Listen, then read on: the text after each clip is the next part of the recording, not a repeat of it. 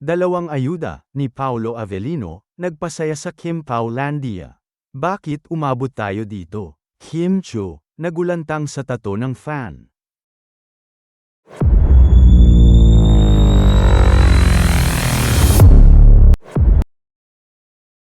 Solve ang buong Kim Paulandia sa dalawang ayuda ni Paolo Avellino, na ang isa ay may kaugnayan sa pangunguna nito sa botohan para sa Outstanding Asian Star ng Seoul International Drama Awards. At ang isa naman ay paglalantad ng resibo na magkasama sila ni Kim Chiu sa winter vacay abroad. Naunang nag-post si Paolo sa kanyang ex-media na nagpapasalamat sa effort ng Kim Paulandia na bumoto sa kanya para mapanatili ang kanyang top ranking. I am incredibly grateful to everyone who took the time to vote for me for the Seoul International Drama Awards 2026.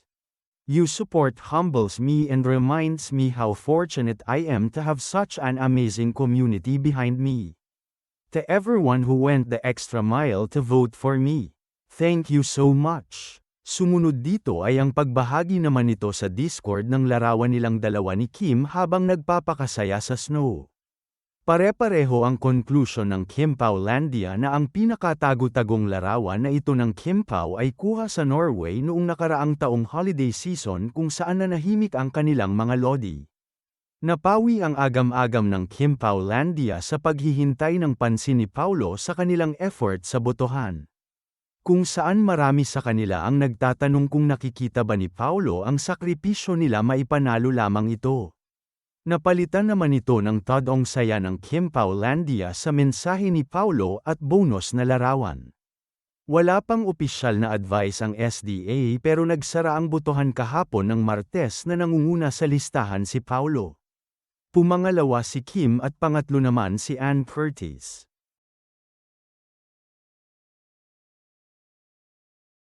Samantala, nagulantang si Kim Chiu sa isang post na hindi inakalang mahahagip ng kanyang pansin. Sa gitna kasi ng pasasalamat ni Kim sa mga solid niya na bumoto para sa Outstanding Asian Star ng Seoul International Drama Awards, sumulpot ang mukha niya na nakatato sa balat ng isang hindi ipinakitang tao o anonymous. Ipinosti ni @im_Anton15 ang nasabing skin art at ang pattern ng mukha ni Kim na kuha sa karakter niya sa seryeng The Alibi. Makikita sa larawan na pati ang tattoo ni Kim sa dibdib niya bilang bahagi ng role ay nakaukit rin sa nasabing skin art. Gulat na gulat nga ang naging reaksyon ni Kim. Hala, ba't umabot tayo dito? Nagduda pa nga si Kim sa nakita niya kaya napakomment rin siya ng totoo ba yan? Masisipat sa larawan na tila bago-bago pa lang ang tato dahil namumula pa ang balat nito. Hindi na bago ang pagpapatato ng ilang umiidolo kay Kimi. Natatangi lang ang latest skin art dahil kuhang-kuha pati ang kanyang hairstyle.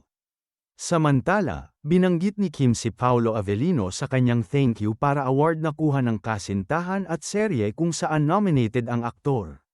This just proves that wala tayong sinukwang laban. Fighting, Asia. I love you all so much. Thank you for always being my best support system.